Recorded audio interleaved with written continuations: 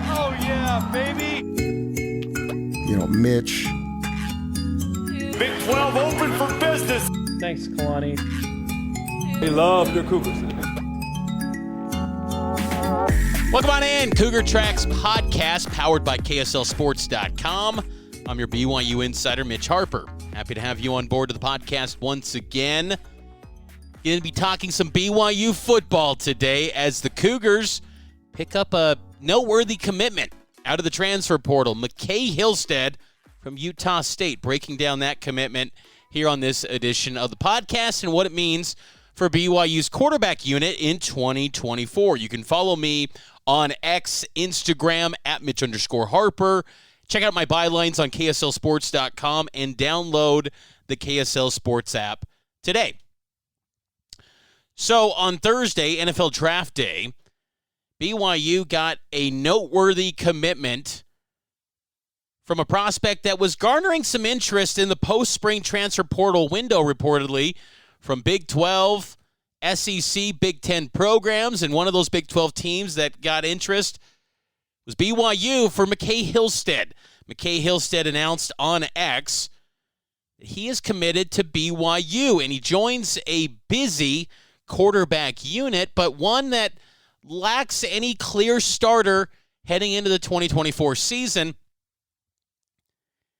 And I think it's a noteworthy pickup for BYU. I don't look at this pickup as one you just toss away and say, oh, he's not going to play. Now, McCae Hillstead has the talent to play right away at BYU. This was a prospect that originally signed out of Skyridge High School with Utah State. Undersized prospect, 5'10". And that right there is one of the big issues for someone like McCae Hillstead.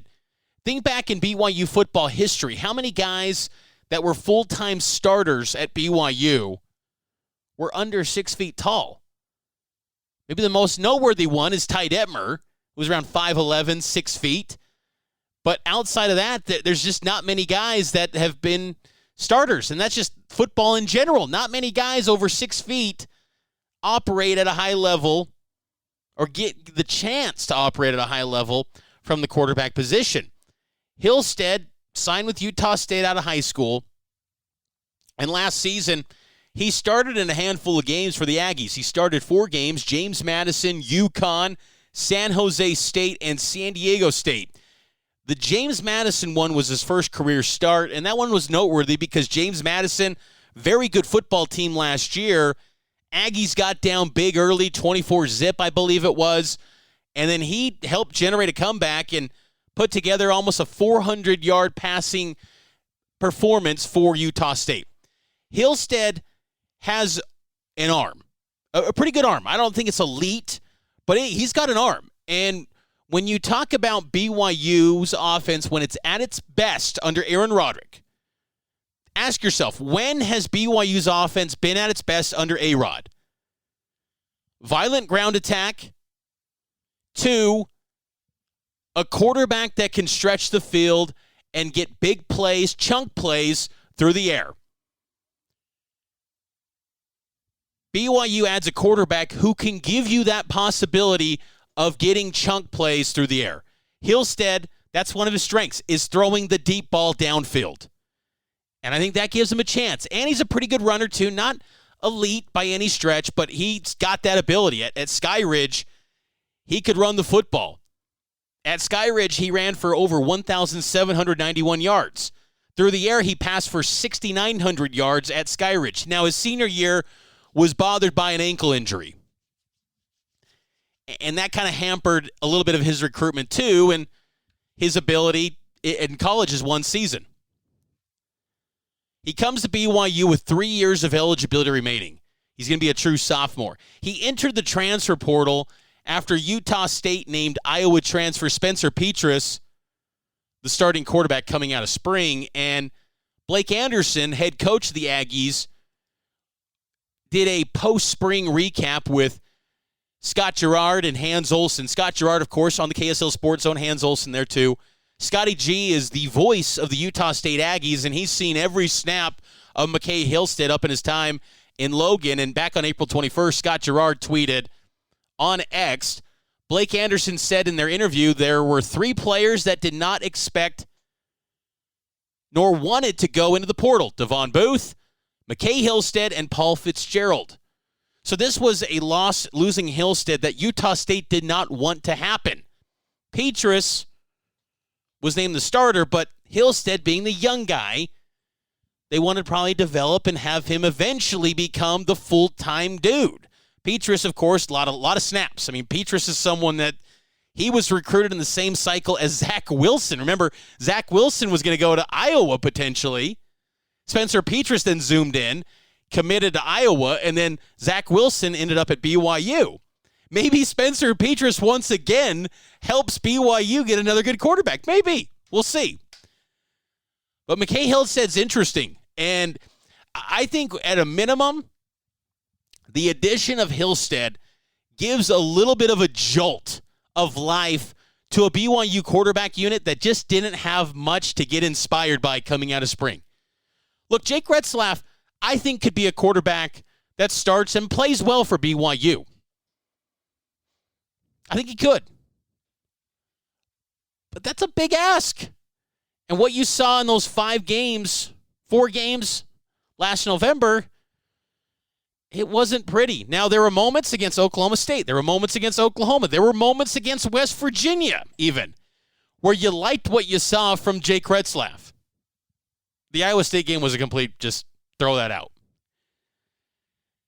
There were moments from Retzlaff, but still, even in spring ball, I didn't come away and say, that is just the clear-cut, head and shoulders number 1 guy, the face of the franchise type quarterback for BYU. You also have Gary Bohannon, who you bring in from USF and Baylor, reconstructed shoulder, had a torn labrum injury in October 2022. Near the end of spring, he showed a lot more arm strength than what I saw in the early part of spring ball. But still, Gary Bohannon lost his job at Baylor, wasn't outstanding with a kind of poor coaching staff at USF. Nothing just awe-inspiring, okay? And then the rest of the quarterback unit, you got Trayson Bourget, comes in from Western Michigan, a preferred walk-on. You got Ryder Burton, a scholarship player, redshirt freshman. Noah Lugo, a true freshman, but more of a developmental guy, kind of in the same mold as Ryder Burton, more developmental. Cole Hagan, redshirt freshman. You're going to bring in preferred walk-on Dylan Dunn, who was the Kansas City MVP in that area this past football season. He's a freshman. He's not going to be contending for the starting job. Like, it's pretty light. And coming out of spring ball, I asked Aaron Roderick, are you going to pursue a quarterback in the post-spring window? He simply said no. Now, and I wrote this in my article on KSLSports.com when the post-spring transfer portal window opened on April 15th. I laid out positions that BYU could turn to bolster the roster from the transfer portal. One of the positions I said was the quarterback unit. Because despite Aaron Roderick saying no, you can never turn down a guy that could potentially make your roster better. And I know fans are looking at the depth chart and the quarterback unit and going, oh my gosh, there's so many quarterbacks. Look, you're bound to hit on one. You're in a spot where you had multiple recruiting cycles where you didn't sign anyone. And you've had some recruiting misses. And you tried to get a Jackson Dart out of high school, and he ends up going to USC, and now he's at Ole Miss. There's been some misevaluations, or there's been some missed opportunities, rather. So you've kind of turned to the quick fixes from the JC and the transfer portal. Keaton Slovis, mixed bag. He's got NFL ability, sure, but it didn't work last year. Plain and simple. You go 5-7 in BYU, it didn't work. Gary Bohannon, what's the real ceiling? What's the potential of him? At best, it's 6-6. At best, right now with Jake Retzlaff, I feel like this year, from what I've seen to this point, at best, I'm making a case for 6-6. So when you have a quarterback unit where at best you feel like you're sneaking into the postseason as a bowl-eligible team, why not get another quarterback? Why not get another arm to add add some more competition to the mix and basically say, you better be on point, you better be ready to go come fall camp and be at your absolute best, because if you're not, we will have a guy ready to step in and compete. And from that standpoint alone, I like this addition of McCae Hillstead. And I think he's a pretty good quarterback. I do. I think this guy has an ability to eventually be the starter this season. Scott Gerard, again, voice of the Aggies, host of Hans and Scotty G on the KSL Sports Zone, he tweeted on Thursday, after McCae Hillstead announced his commitment to BYU, quote, "Here's take of the day that you can kill me for later. McKay will be the starting quarterback at BYU before the end of the 2024 season," end quote. I agree with him. I agree with Scott Gerard completely on that one. I think he's right. And look, he's seen more McCae Hillstead than any of us. He's the voice of the Aggies. You got to say behind the scenes, all that stuff, get to talk to people that are in the know when it comes to the talent of McCae Hillstead. I think that's a pretty noteworthy endorsement of McKay coming from Scotty G. And look, I'm just looking at McCae Hillstead from 10,000 feet up. I'm going to dive into Utah State games that he played in this weekend. I'll tell you that much. But this guy's got ability.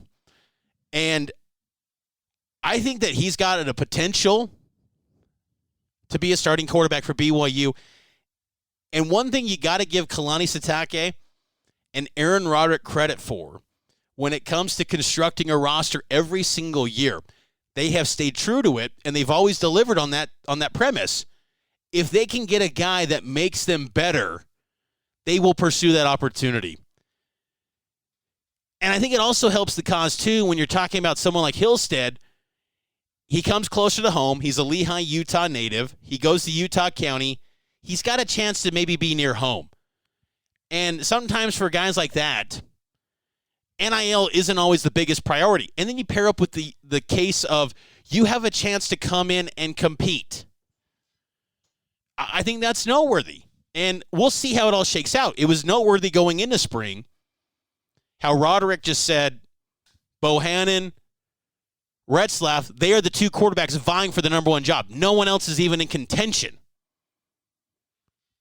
I can't imagine they're going to do that to Hillstead going into fall camp, because there were reports from 24/7 Sports, Blair Angulo, who said Hillstead was getting interest from Big Ten, SEC, Big 12 programs. He's good. He's a good football player with 3 years of eligibility remaining. So I think it's an important acquisition for BYU. I think it's a smart one. I think it was a necessary one to bolster up that quarterback unit. Attrition's going to happen. You can't, BYU was in a spot because they had 2 recruiting cycles where they missed quarterbacks. It created this weird dynamic, and it coincided with your start in the Big 12, where you're kind of going for these quick fixes in the portal with one-and-done seniors or JUCO transfers. Long-term, that's not going to work for BYU building back up the quarterback pipeline. This is a chance to maybe get back to some stable ground potentially with Hillstead. Now, look, nothing's guaranteed. Hillstead still, you look at just simply the stats, you're not going to be blown away from what he's done to Utah State. But again, stats don't always tell the story. He dealt with some injuries too. He had the ankle injury in high school. He suffered a concussion at UConn in a game that they won up in Stores. And how much of that impacted his additional 2 starts later in the season when he returned. Like, we've seen quarterbacks at BYU that come back from concussions. It changes them a little bit, and rightfully so. That's a big mental hurdle to overcome when you're coming back to play a violent sport and you took a nasty shot to the head. I mean, that's delicate stuff. So I think if you look at this acquisition simply based on stats, I just don't think that tells the story. And honestly, I don't care about the stats. I don't get enamored with stats. I see potential, the arm talent, the ability to run the football. There's a lot to like there with McCae Hillstead. So I think it's a fascinating acquisition, and I think it's one that I'm very curious to see how it plays out and how much his presence in summer conditioning impacts, what does he show in the summer that puts BYU in a spot where do they go with a 3-man race opening up fall? I believe you have to. I would even say go to 4-man race with Trayson Bourget too. I thought Trayson Bourget gave you moments in spring ball that I was like, I like what I'm seeing from Bourget. I'd go with a 4-man race. 3 of them are transfer portal QBs in this cycle, and then Jake Retzlaff. I think that's pretty good. And look, it's tricky to give first team snaps to 4 guys in a camp. So you probably, ideally only do 3, but look, you're in the spot that you're in. It's not an ideal setup. Ideally, you got a veteran quarterback who you're leaning on, and he's going to be your star face of the program quarterback that's been putting up huge numbers the past few years, but you're not in that spot. So you got to think outside the box. And look, expectations are low for this season. No one's going to fault BYU for opening it up and having a 3-4-man race. Let the best man win. And if it needs to go in week by week, so be it. I mean, I think it's one of those deals where you go to that Southern Illinois game, and whoever got named Game 1, Week 1 starter, and he doesn't perform well against an FCS teams, you reevaluate it once again. Like, whoever wins this job coming out of fall camp, BYU should not be married to for the entire season. And that, again, circling back to Scotty G's take, and what I feel too, that creates an opportunity for Hillstead to step in and have a chance to start. Kalani and Roderick, they understand the importance of this season. In any BYU season, you got to win ball games. You can't just be happy with 5-7, say, we're doing the Big 12. No, you got to win ball games. There's a standard at BYU that you win at a high level. And I think people understand that you're not going to be contending for a conference title this year, but you got to go chase it. You got to go chase the hunt. This is one league where the unthinkable can happen. And why not do something unthinkable and shock people and become a crazy, fun storyline out of this year? Now, the addition of Hillstead doesn't change some of the areas where BYU feels a little weak in other positions on this team. BYU's got a lot of questions. They got pretty good depth, better than I've seen in years past. But how many stars are on this team? How many all Big 12 guys are on this team? As of right now, in late April, I don't feel like there's many. But can it develop into that? Absolutely. And that's going to be the challenge in front of BYU for a lot of these players to take massive steps forward. And I'm curious to see what steps forward McCae Hillstead takes in his development going forward as a quarterback. So, fascinating stuff for BYU's quarterback situation. Bohannon and Retzlaff are going to continue to work with John Beck. I got to imagine if McCae Hillstead is, now a BYU QB, you better be on line 1 with John Beck, because that's the protocol when it comes with being a BYU QB. But nonetheless, I think this just adds a fun storyline and more competition to a quarterback unit that just was kind of light. And you came out of spring feeling like if they could get that right, you feel pretty good about this team getting to a bowl game. And that's the one knock, because I do believe offensive line will be better. The depth, you still got to improve that, but the starting 5, if healthy, and if Caleb Etienne can live up to his potential, they will be good. And those are big ifs. I understand, but I think the offensive line will take steps forward this year. Wide receivers, I'm still in wait-and-see mode. I like the numbers, the volume, but I still want to see production. When you get up against some of these physical secondaries in the Big 12, BYU got stifled. And part of that is tied to the passing game and the quarterback that's going to be throwing the rock. But wait and see a little bit with the wide receivers. Tight ends, I think, should be okay. I think solid. Young, inexperienced, but solid. Running backs, I still have concerns about the depth a little bit.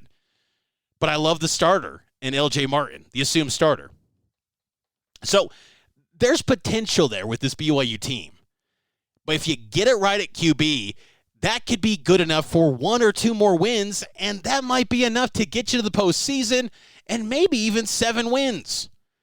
Despite all the issues last season, BYU was still a 5-win team. They won a game at an SEC venue, And they had a chance to take down 2 ranked teams at season's end. And look, I think in long-term sense, going 5-7 will be best for the program long-term because it humbled everyone and it created this, hey, you can't just assume you're going to get better. You don't want to be mired in a world of just mediocrity where you're 7-8. Like that's kind of no man's land in college football. 6 to 8 wins every single year. It would be good this year. But every single year, you can't have that. You got to take steps forward. And if they can get it right at QB, they can take a step forward this year.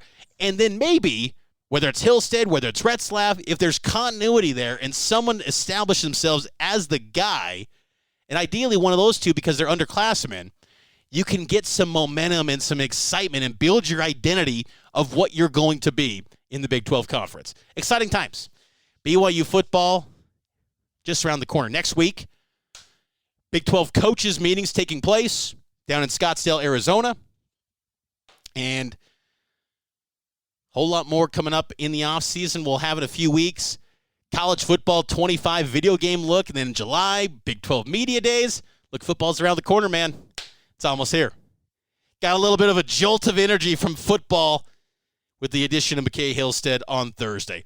You can read the full recap of that story on KSLSports.com and all the latest with BYU football on KSL Sports. Make sure to listen to Cougar Sports Saturday this weekend on KSL News Radio. We'll be breaking this down in greater detail on your legacy home of the Cougars, KSL News Radio. So I'll talk to you next time here on the Cougar Tracks podcast, and it's powered by KSLSports.com.